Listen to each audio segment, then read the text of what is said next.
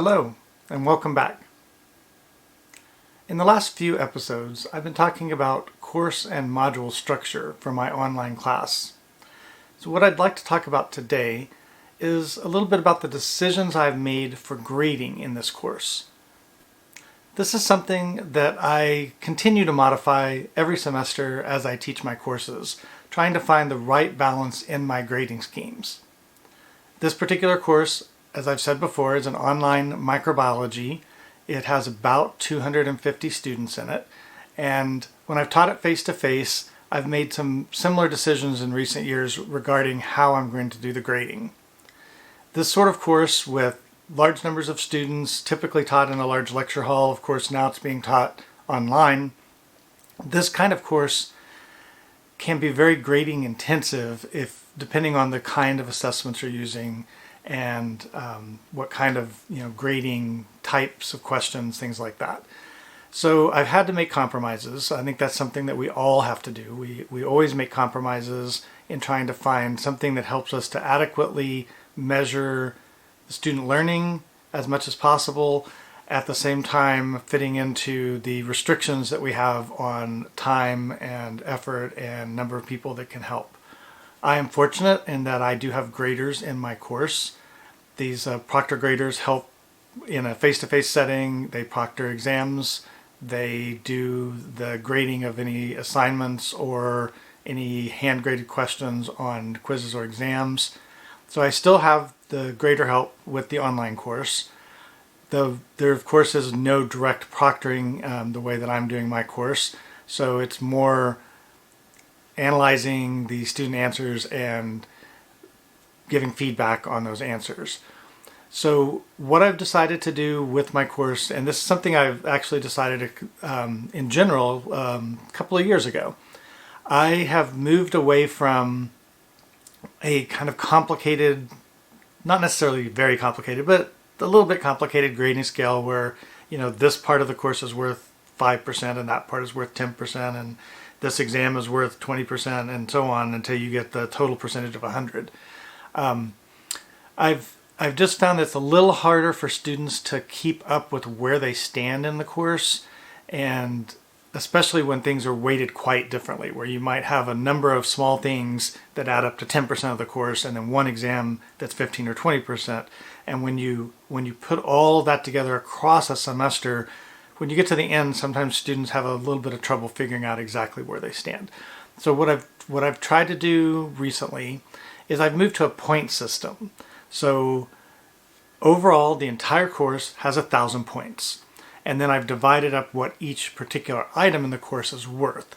So every time students take, a quiz or they do an assignment, they know how many points that assignment is worth. And then it's just a matter of adding that together to the total.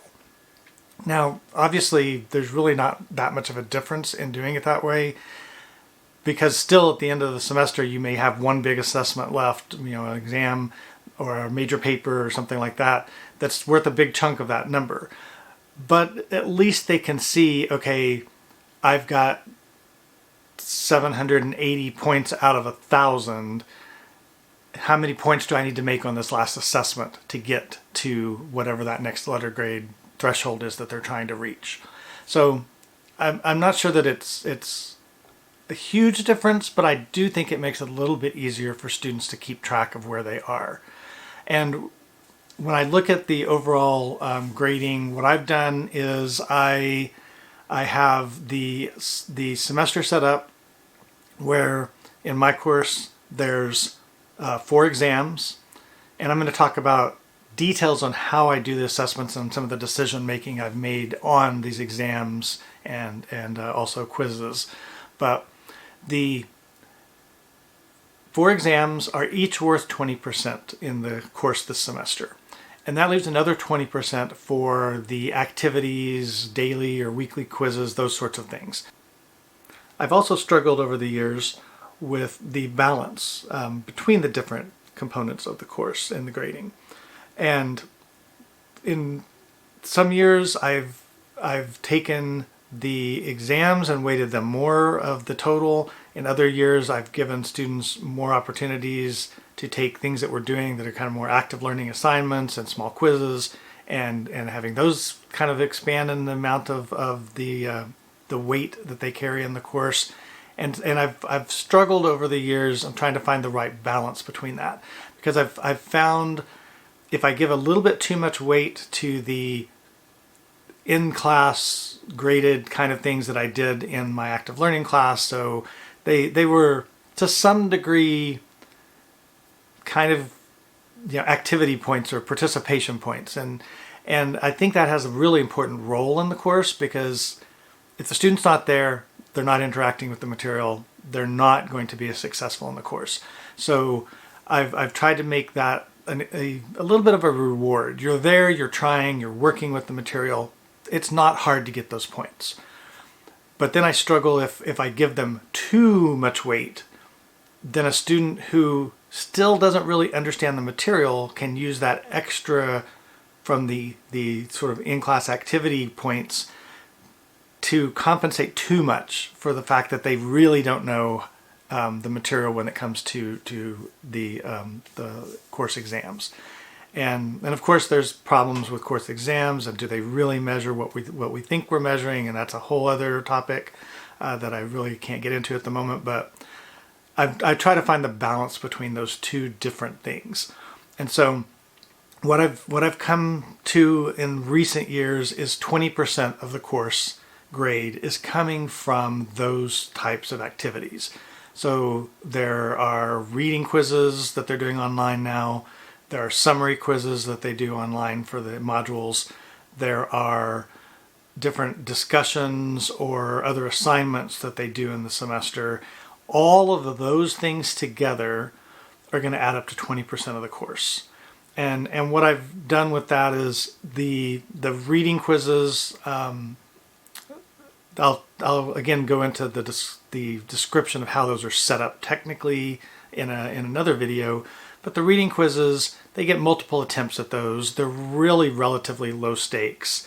So when I looked at the total number of those that I had in the semester, they're worth the least in the total number of points. Each individual quiz, and this is one of the things that I had to make a decision on this semester, is how to get those down to fit into the boxes I was trying to fit them into, which was 200 points of the class, and then looking at how many reading quizzes I had, how many summary quizzes I had, how many other assignments I had, and then dividing up those points. So what it turned out to be is every question on a reading quiz is worth 0.75 points. Turns out summary quizzes, I ended up doing the same thing. Every question that a student does in a summary quiz is also worth 0.75 points, but there are more questions on a summary quiz than there are on a reading quiz. So summary quizzes are worth a little bit more. And then every assignment that they do in the course is worth 5 points. And so when you add up the total number that I have for the semester, that gets to approximately 200 points out of the 1,000 points that the semester is going to be worth. And it turns out there's actually a few extra points in there. I think there's 202 points when I didn't try to make it fit exactly to 200. So there's an extra 2 points kind of thrown in there that students don't really know that they're earning, but it gives a little bit of pad there. And then the remaining 80% of the course is based on course examinations. And so I have 4 course exams, and I don't want to go into those details right now because I think I need a whole video to really talk about how I structured the exams and how I get to the points for those. So overall for the semester, there's 200 points coming from these assignments and quizzes. And then there's 800 points coming from these summative exams for each section of the course. And it may still not be the right balance. I think that's one of the things that as an instructor I always do, and I'm sure that many of you are doing as well, is you're constantly reevaluating these decisions. This fall is only the second time I'm teaching this online version of the course. I know there's going to be things that I don't like how they worked. I tweaked a few things from the summer to the fall, not a lot, but a few minor things. And I'll constantly be reevaluating these decisions. There's lots of things that I think would be really good to think about in the long term that I just don't have time right now, right? This is still a very stressful time. This is still a very complicated time where we're trying to switch all these things, do different versions of teaching in the middle of a pandemic.